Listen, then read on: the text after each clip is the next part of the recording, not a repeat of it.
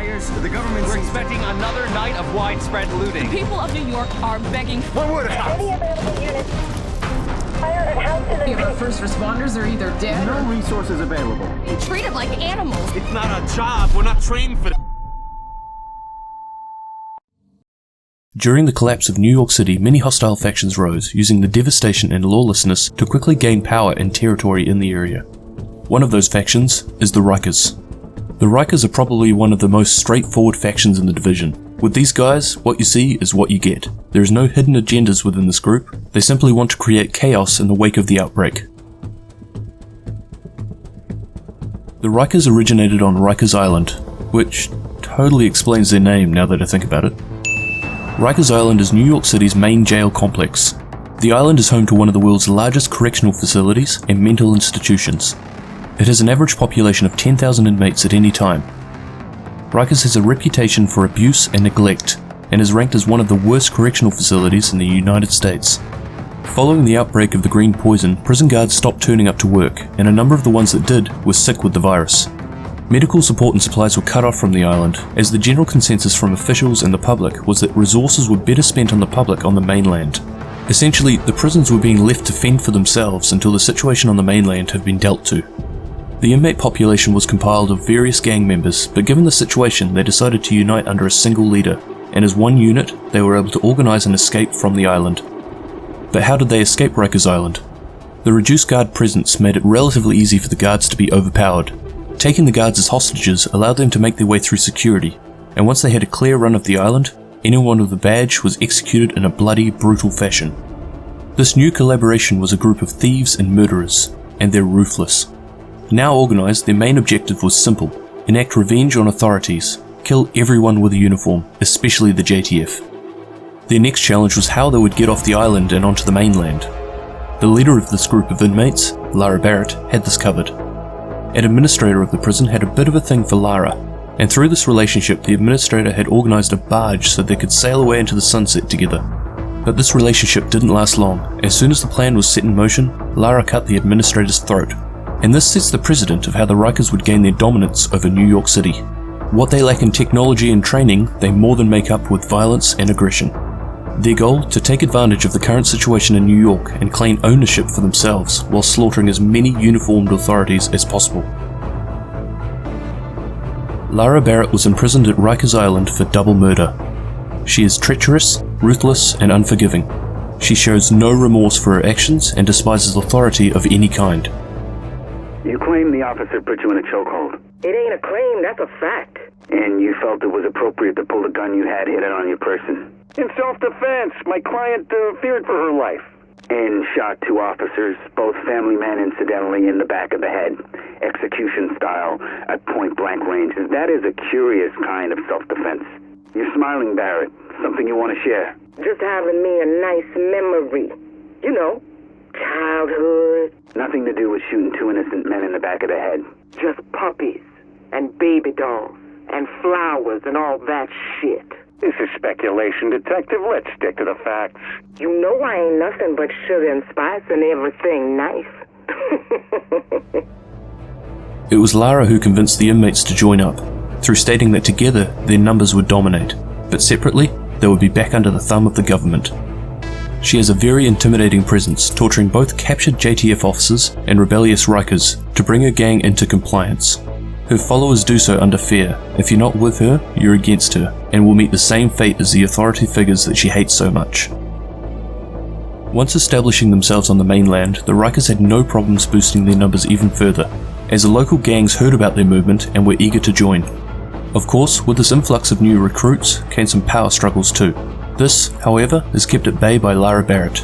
Known as much for her ruthlessness as her ability to plan, organize and lead, Barrett's powerful leadership over the members show that the Rikers gang is not to be messed with. When I was in Rikers, one of the girls got a hold of this pen, stuck it right in the back of my head. So I took that pen and gave it right back to her. And wouldn't you know, it went straight through her eye, sliced open her cheek, ink all over the insides of her mouth. But that wasn't enough. So I cut the bitch's throat. And after I finished stabbing her, well, that was that. Your point? I don't do second chances. No! No! No! No!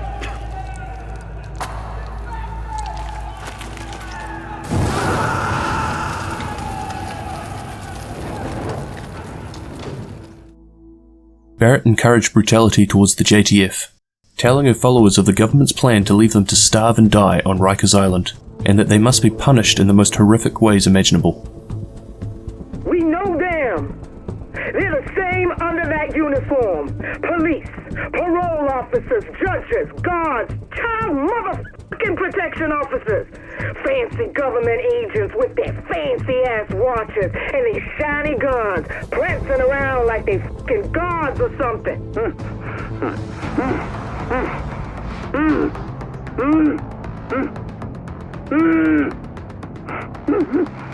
They were gonna leave us to starve and die in there.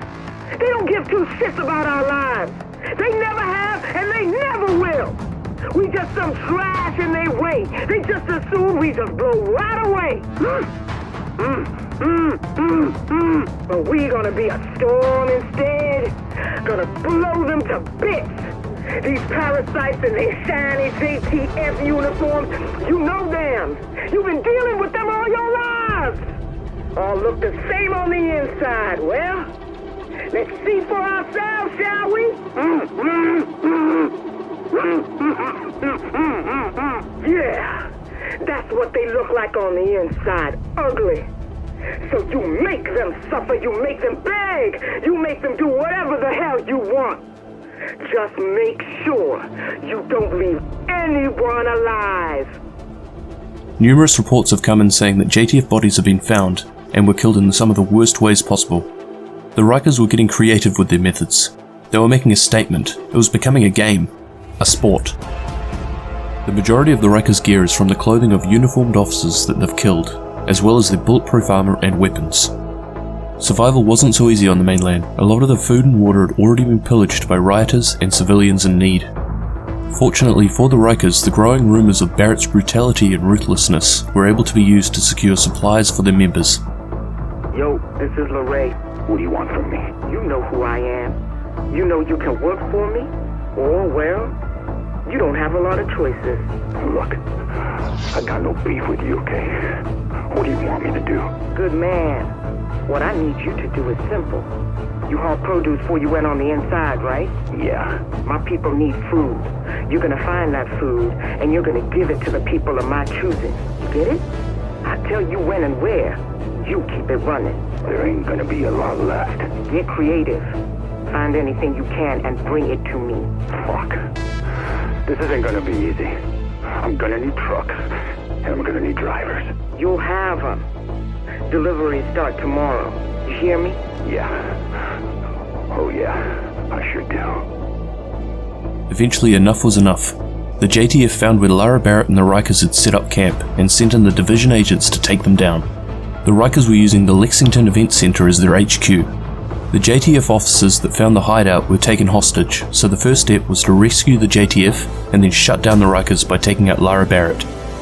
Immediately upon entering the event center, it was obvious that this had been used as an area to humiliate and torture the JTF. Just a little game of pin the axe on the piggy. How about 10 points if you get him in the arm?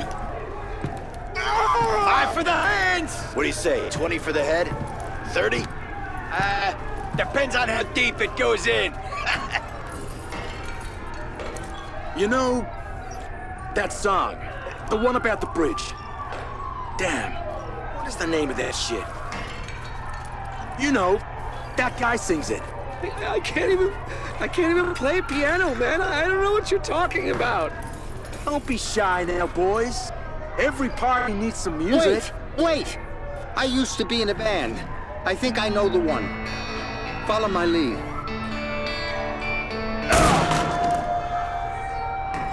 Right song, wrong key.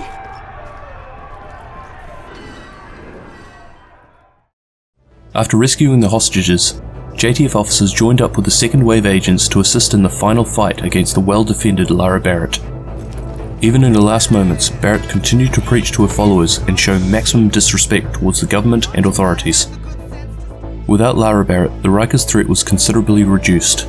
In-house fighting started and they were pushed into hiding. Even though she was not referenced much after her death, it's clear how much of an effect her death had on the Rikers.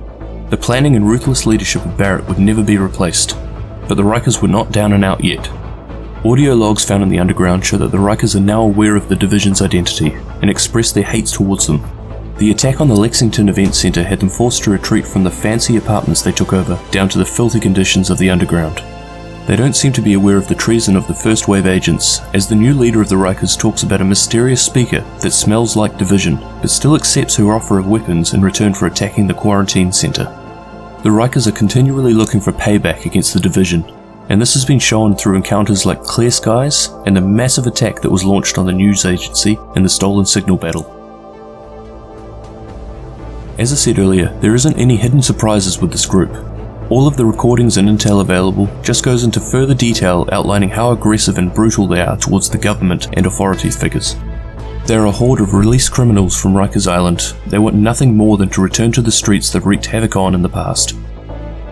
Anyway, thank you for watching. The next video will be on the Last Man Battalion, and this would wrap up the main factions that I plan on covering. If you have a specific Division story you'd like me to discuss, let me know in the comments. Cheers!